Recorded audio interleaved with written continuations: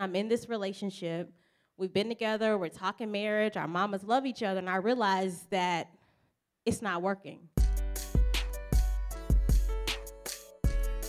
Sharia, Yes. battling cancer. We got cheating man. Yes. And then we have the loss of a dream job, too. Yes. Late Or off not in even a a- recession. Okay. Yeah. Can we put that all together into how that built you and didn't break you? Healing is not linear, right? And so Nope. there's things that happened to me. I was diagnosed with cancer at 19. I went through the physical chemo and radiation, but the emotional healing I didn't do till I was 30. And so trauma will wait for you. And it'll say, oh, you ready now? Oh, let's unpack some of these things. And so I don't share what the world would call failures to make light of them. I don't wish cancer on anybody, but it definitely was a gift for me because at a young age, I couldn't act like I had forever to live my life. And so I lived my 20s, I worked hard. But the one thing I didn't put in that little list of some of my falls along the way was one of the original traumas, which was growing up without my dad. So I grew up in Atlanta from 5 to 15. My dad lived in LA, moved back to Atlanta in high school. And so literally, I'm in my early 30s. I'm pitching a book deal, and I do a personal development training. Shout out to Momentum Education here in New York, and it changed my life. I did not know I had trust issues. And then I do this training, and I'm like, oh, you out here, the relationships editor at the time at Essence, talking to people about their relationships, and you don't even see this big old boulder on your shoulder from daddy not being there. And so I was in a relationship at the time. My agent was pitching the project. And as I started to heal my abandonment with my dad, I realized how much I never really expected much from men. And so all of a sudden, I'm in this relationship. We've been together. We're talking marriage. Our mamas love each other. And I realized that it's not working. And so literally the same day, my agent got the contract for me to write Boss Bride from my publisher, St. Martin's Press. I broke up. That morning, I got a book deal to write Boss Bride. That evening, I broke up with No hesitation. No. And I didn't know. I mean, spiritually, I could feel the untethering. Like, at that time, we've been together for years, so I knew. But in a moment of clarity, we were having issues. We were supposed to meet up and talk about it. He called to cancel. Oh, I can't make it. And I was like, oh, I don't choose this anymore. And it was just like very like, oh, I'm out. Oh, okay. Oh, we're doing this. Oh, we're out.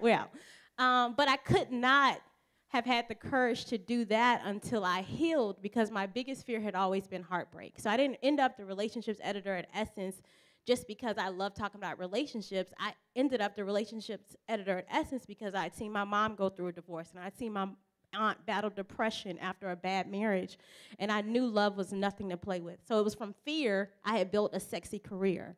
And so sometimes for very successful people, what looks like success is their trauma that is driving that train. Wow, And yes. so I had to really heal to say, Yes. what would it look like if you trusted yourself, if you trusted God, and if you learned to trust men? You could have a very much more satisfying experience. And did it take time for you to still enjoy that ride now that Faith was in the driver's seat? Because sometimes you can be addicted to drama in a sense when you're used to it, you know what I mean? Because it can make life more exciting. And sometimes when you're next to God, like, it can everything feel changed. boring. And I had surrendered parts of my life. So I talked about that. Me breaking up and getting the contract was in June. This was 2016, 3 years ago. But that March, I had hit a bottom where we weren't getting that many offers for the book. I had been passed over for a promotion I'd earned 2 years before. I'm in this relationship that's increasingly unsatisfying because I'm growing so much and we're not growing together. And so I hit a bottom, and I just remember like feeling low and praying. And it was the first time I ever heard God speak, and it was a simple sentence: fast until you hear from me. And I was like, okay, all right, I can do that. And it was the first time I went on a fast, and 8 days later is when my agent first called and said, hey, we got an offer. And then offers started coming, and fast forward to us getting a contract that June. Wow. Kudos to your obedience. Oh, my goodness. Yeah, I appreciate It's hard. it. I told you Grits is the name of biography. I like food. So. Right. But when you get hungry for something else, when food won't, and when you desire a higher experience, Yeah. it'll change your life. Out of curiosity, what's like... I didn't plan to tell all this, yes. What's the most recent message you heard from God? Oh, girl, you all. I mean, you got this clear pathway. I mean, it's clear when you clear, right? So I left Essence in February, 2 days before my birthday. Cheers to new chapters. Thank you. And so I've been in this new season of giving myself space to detox off of a 12-year grind in New York in corporate. I started working 4 days after I graduated from Howard, NEHU. What's up? It was more of a feeling than a word. So that time I heard. Yeah. This last week I felt it. And it was just, a peace, trust that better is here. It was a feeling. Yeah, I mean, God created all the senses, so it trusting. makes sense that sometimes you would feel him, hear him, see him. You know what I mean? Yeah. Keep you on your toes. Yeah. Just because we're in this spiritual moment and I feel such a assignment to Black women, I don't want to jump past the healing of the daddy pain because I pray, I got my sage, I got friends who have spiritual gifts, and I have a friend who is a dope psychic who I met as a fashion stylist. She came into her gifts, whatever. But I only say that to say, she said something to me, and I only say it in a room like this. She said, Sharia, part of your cancer diagnosis was from you suppressing what you felt about your dad.